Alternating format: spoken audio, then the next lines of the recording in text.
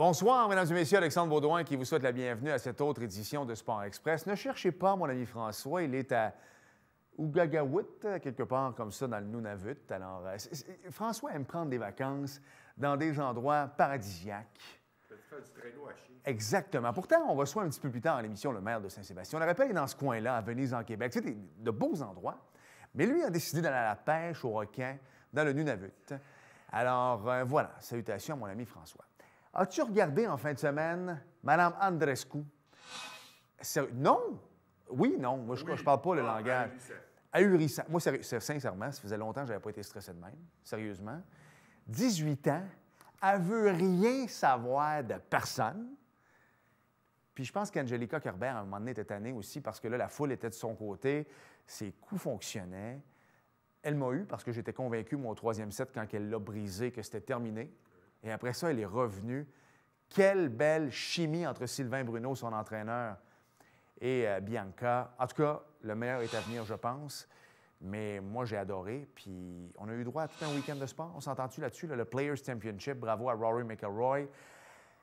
Bianca, après ça, le Masters, ça s'en vient. Le NASCAR est revenu. Je me fous du NASCAR. Mais quand le NASCAR recommence, c'est parce que l'été arrive. Exact. Voilà. Et la Formule 1 a commencé. Belle performance quand même de Lance Stroll avec une 9e position. Donc, on va s'arrêter tout de suite parce que c'est une belle émission. On va recevoir en première partie Isabelle Bernard. Elle est la présidente de l'Association Soccer Préscolaire du Haut-Richelieu. On va parler des lézards. Vous allez voir, c'est un organisme extraordinaire. Et en deuxième partie, quelqu'un que vous connaissez bien, Martin Thibert, il est le maire de Saint-Sébastien. On va parler football, naturellement, avec PML également. Il y a eu une promotion, lui, collégiale Division 3 à Drummondville. On va en parler également. Donc, on s'arrête et au retour, aux premières parties, on la passe avec Isabelle Bernard.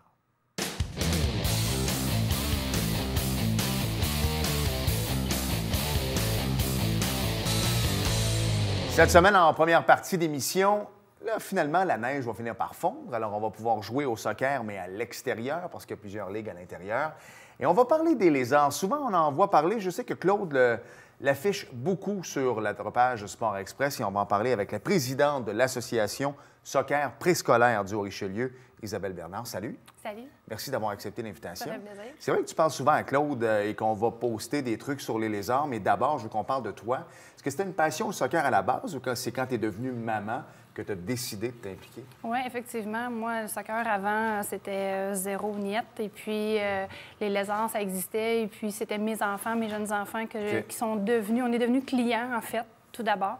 Puis, après ça, à un moment donné, la présidente, qui était aussi la fondatrice, Kathleen Jobin, a dû passer le flambeau. Et puis, comme on se connaissait bien, elle connaissait un peu mes qualités d'organisatrice. Elle m'a dit, est-ce que j'aurais besoin de quelqu'un? Est-ce que ça te tenterait de prendre la place? Et j'aimais tellement comment c'était fait, le concept, puis l'idée en arrière de ça, que j'ai pas hésité. Puis ça va faire maintenant ma 3e année que je suis à la présidence de l'association. Quand on parle de préscolaire, c'est quoi? C'est 5, 6, 7 ans à peu près? C'est ça? En fait, au départ, c'était à partir de 3 ans. OK. Et puis, l'année passée, il y a des parents qui venaient avec des plus jeunes enfants. Il y avait leurs 3-4 ans qui jouaient, puis il y avait des plus jeunes qui tournaient autour des terrains. Puis, la demande a été faite, bien, pourquoi est-ce que tu ne ferais pas quelque chose pour un petit peu plus jeune?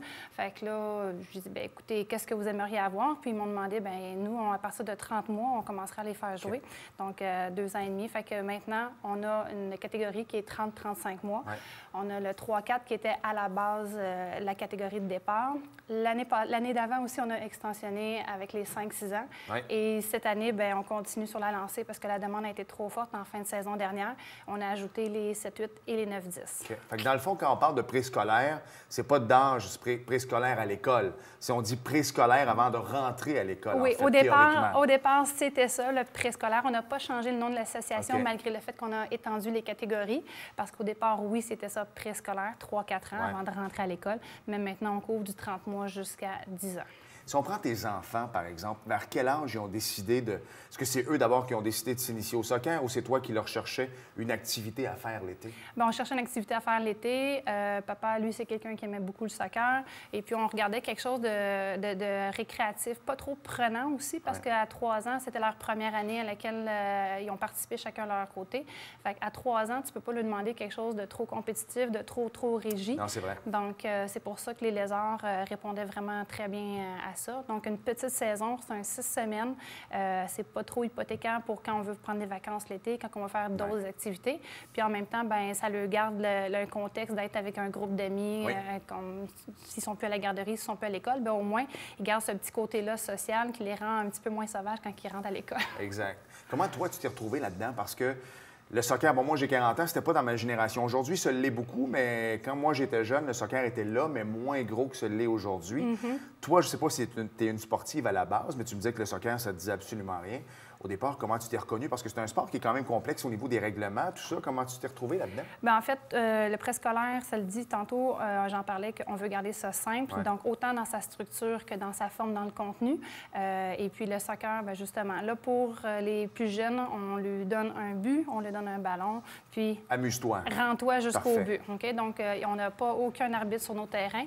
On veut vraiment garder ça très... friendly, très accessible. Et puis, en fait, cette année, ce que j'ai décidé de faire, parce qu'on allait vers des catégories plus élevées, où là, je me disais, bien, écoute, mon contenu pour mes 3, 4, 5, 6 ne peut pas être donné tel quel à mes 7, 8, 9, 10, parce qu'ils sont plus vieux, ils comprennent mieux le jeu. Et puis aussi, il y en a plusieurs qui sont fans de l'Impact, qui regardent ça à la télé, ils savent ce que c'est. Donc, c'est pour ça que cette année, on a décidé de faire appel aux écoles de soccer de l'Impact de Montréal. Wow. Donc, ça, c'est la grosse nouveauté. Et c'est ce qui m'a donné le courage, si on veut, d'aller vers les nouvelles catégories parce que moi, j'étais vraiment pas équipée pour, justement, ce que tu disais, les règlements, tout ça.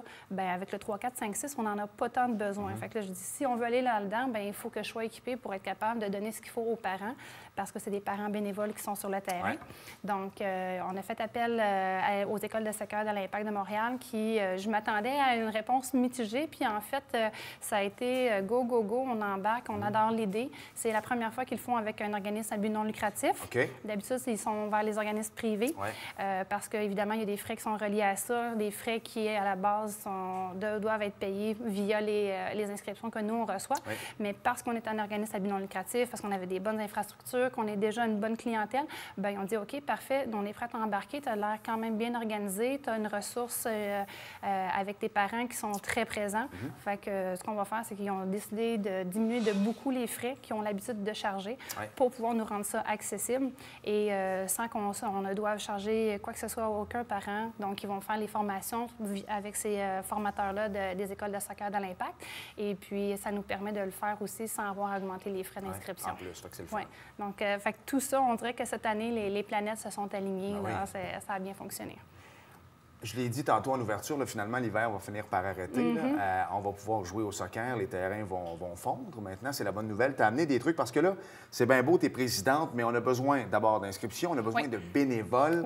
C'est pas facile. Moi, je m'occupe de hockey, puis tu en cherches à chaque année. Tout le temps. Il nous reste à peu près 4 minutes. On va vendre notre salade. Maintenant, là, les inscriptions doivent commencer parce que ça s'en vient. En fait, les inscriptions ont déjà commencé. Donc, le 1er mars, on a lancé les inscriptions pour toutes les catégories d'âge. À l'heure où on se parle aujourd'hui, mon 30-35 mois est complet, mon 3-4 ans est complet, mon 5-6 ans est complet. Il nous reste 7, 8, 9, 10. Je m'attendais un peu à ça parce que c'est des nouvelles catégories. Les gens sont un peu moins habitués. Mais si les gens aiment tout ce qui est récréatif et non pas compétitif, donc parce qu'il faut vraiment bien faire la différence entre les deux. On n'est pas aux Celtics, par exemple. Non, pas du tout. Pas du tout. Comme je vous dis, il n'y a même pas d'arbitre sur nos terrains. OK? Donc, c'est sûr que si tu veux pousser ton enfant à les envoyer faire du 3A, bien, on n'est pas à bonne place. Non, nous, c'est vraiment à la limite, vous allez les commencer, puis ils iront au 3 après. Ils iront 3A, c'est ça. Nous, on veut leur donner le goût de bouger, on veut leur donner le goût d'être à l'extérieur, de faire des exercices, d'être avec les autres, puis d'avoir ce côté-là social que je te parlais tantôt.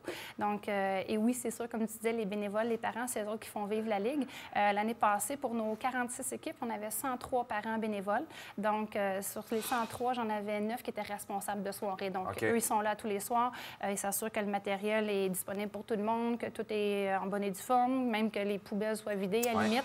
Donc, et les autres, donc, on a 2 parents par équipe de 10 enfants qui sont là. Donc, si jamais toi, tu es un parent bénévole, cette semaine, tu es en vacances, bien, au moins, on en a un des 2 qui est sur place. Et puis, de toute façon, il y a toujours les parents qui sont alentours. Donc, les parents qui regardent, regarde, oups, on a besoin d'un petit coup de main aujourd'hui, il fait chaud. L'année passée, on a connu ça, des grosses températures.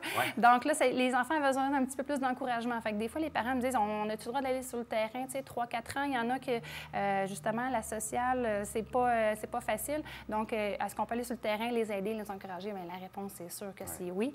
Donc, mais les parents, des fois, voient ça comme étant une très grosse tâche. Je dis, mon Dieu Seigneur, je connais pas ça, moi, les règlements. On ne vous demande pas de rien connaître. On fournit tout. On fournit un carnet avec ce que les enfants doivent faire à chaque semaine. Donc, c'est déjà tout préparé d'avance. Et puis, comme je vous disais, on fait une petite formation.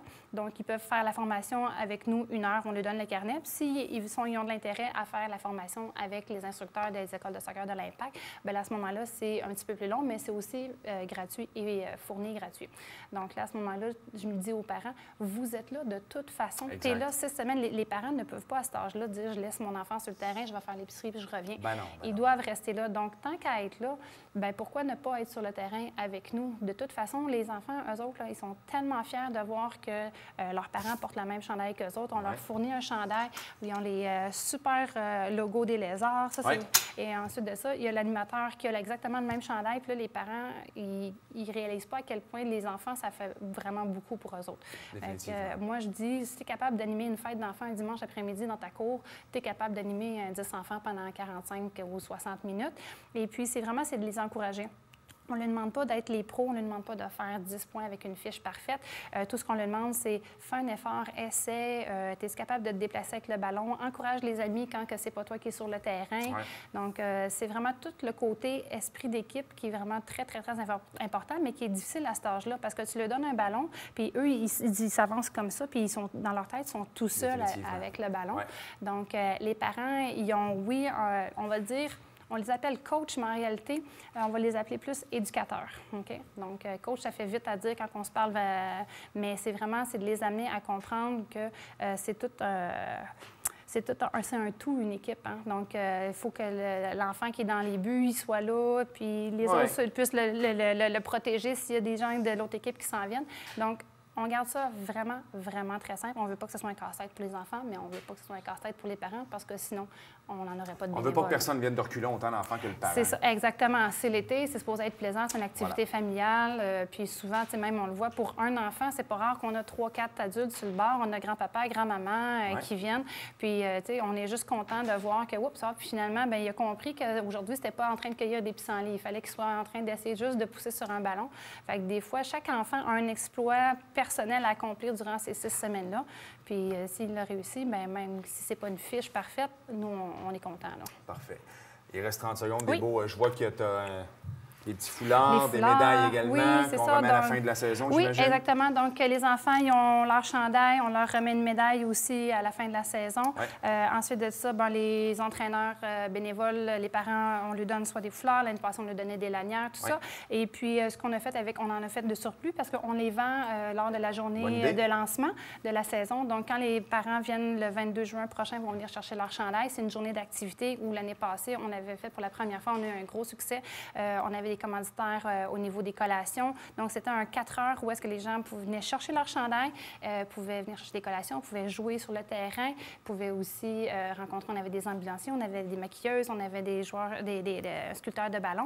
Et puis, on avait une table, justement, où on vendait des choses comme ça qui, simplement, vont, après ça, réutiliser pour l'année d'après pour, justement, comme cette année, subventionner nos instructeurs dans l'Impact, des écoles de soccer de l'Impact de Montréal. Donc, on essaie d'être vraiment autosuffisant. Et puis, bien, jusqu'à date, ça fonctionne avec des inscriptions qui coûtent juste 50 $ sans taxe par enfant.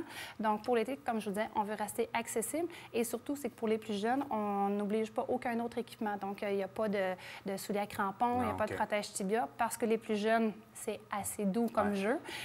Pour les plus vieux, ça, c'est protège-tibia, ça, c'est un must. Mais on essaie de, justement, pour les enfants qui sont dans des familles nombreuses, 3-4 enfants ou des familles reconstituées, c'est quand tu as 6 enfants à 2 puis tu cherches un sport, une activité à faire pour l'été, c'est sûr qu'à 200 $ chaque, tu t'en sors pas.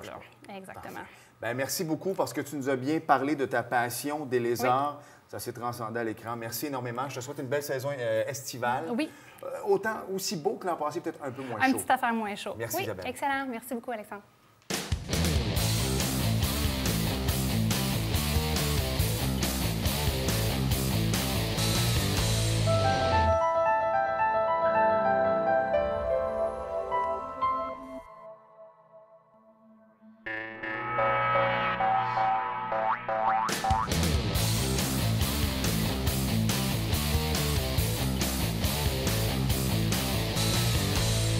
En première partie d'émission, on a parlé de football européen et là, on va parler plus de football nord-américain avec quelqu'un que vous connaissez bien, le maire de Saint-Sébastien également, Martin Thibert. Salut. Salut. Comment ça va? Ça va très bien, toi? Bien oui, ça va bien. Juste qu'on revienne un peu parce que la semaine dernière, c'était avec la Chambre de commerce, on a reçu je pense que c'est plus qu'un médecin ou un joueur de football. C'est un chic type extraordinaire, Laurent Duvernay-Tardif.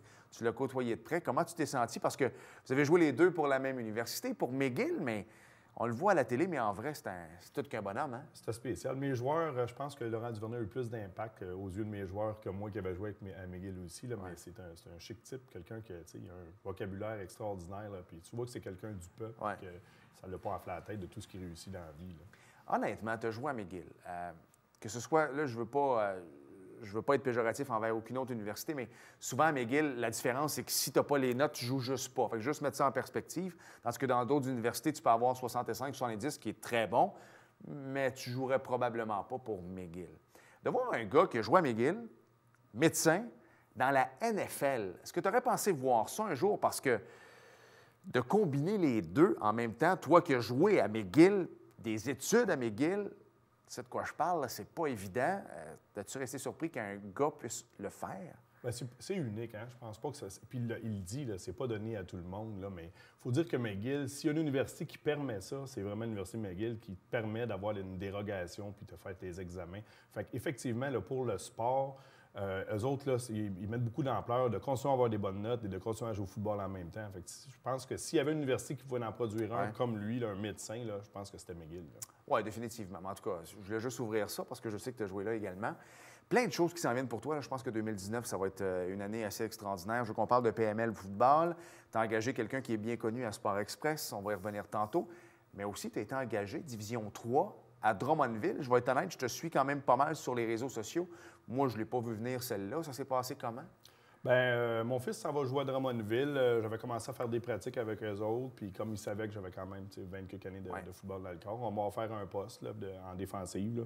Puis j'ai accepté de relever le défi. Là. Évidemment, quand tu es coach football, tu te vois toujours un peu plus haut, un peu plus haut. Vu que la porte s'est ouverte, on essaye ça cette année, là, de coacher du collégial là, à Drummondville. Là. Ça va être Division 3, mais je veux qu'on démystifie un peu parce qu'à Saint-Jean, on est habitué. Division 1 depuis maintenant 4 ou 5 ans. Avant, on était en Division 2.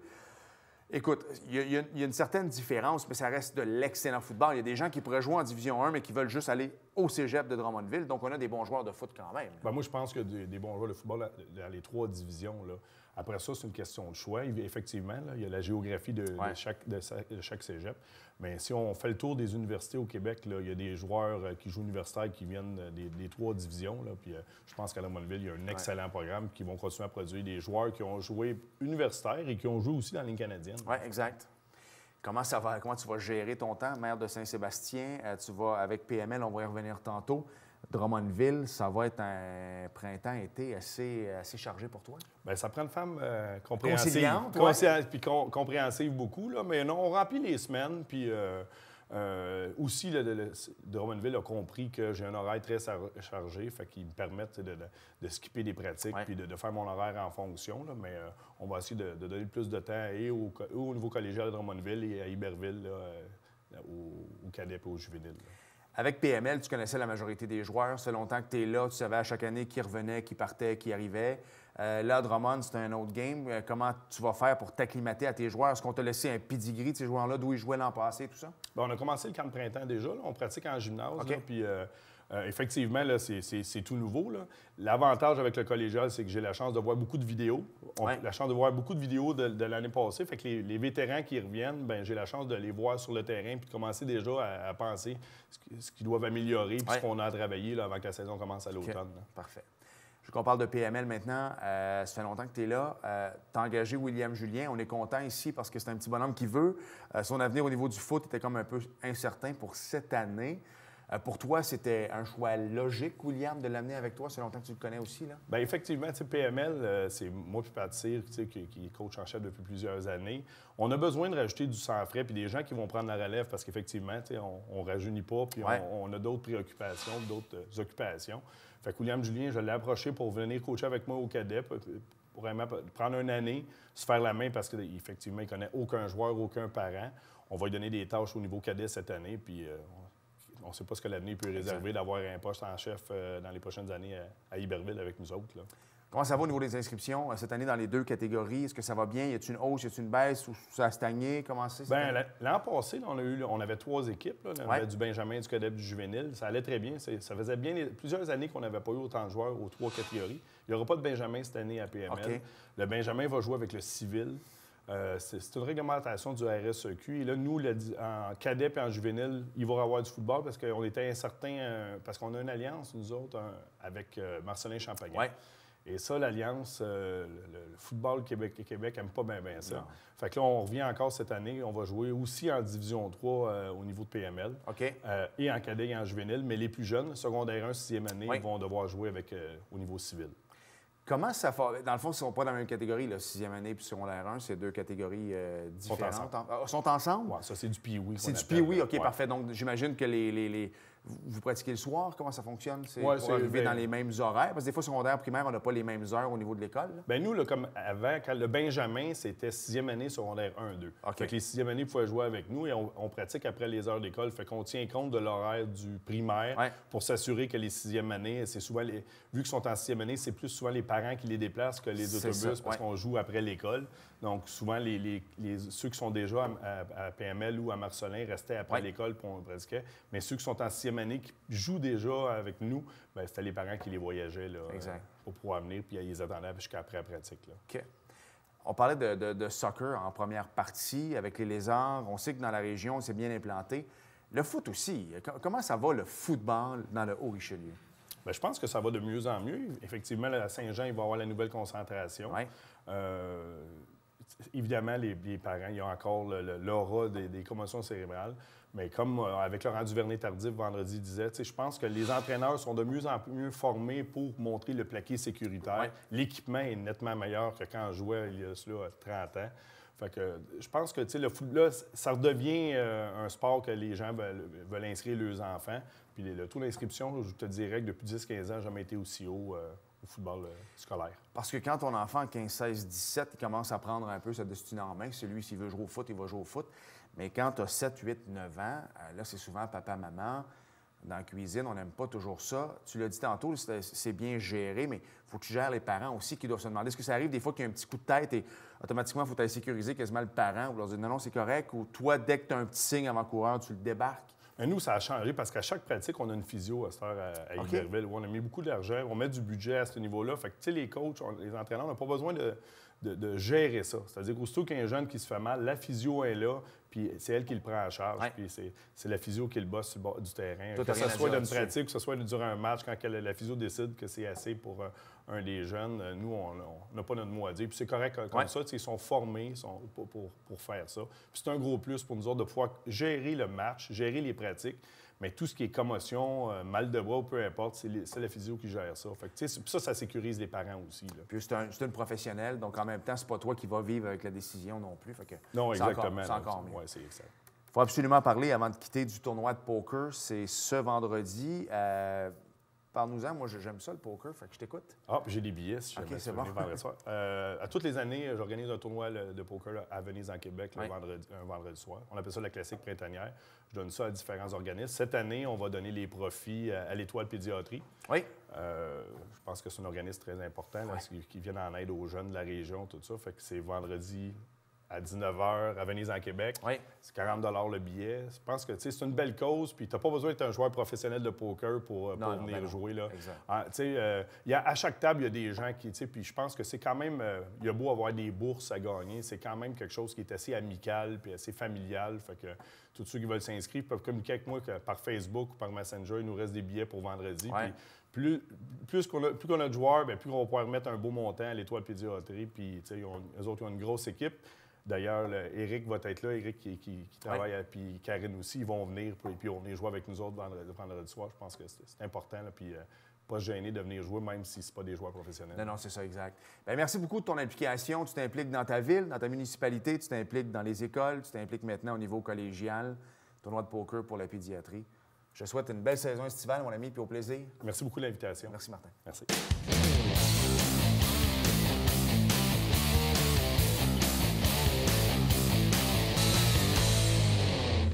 Claude, je veux juste régler un truc avec toi. Tu m'as dit que quand tu vas sortir la moto, tu vas te couper les cheveux. Hein? Un peu.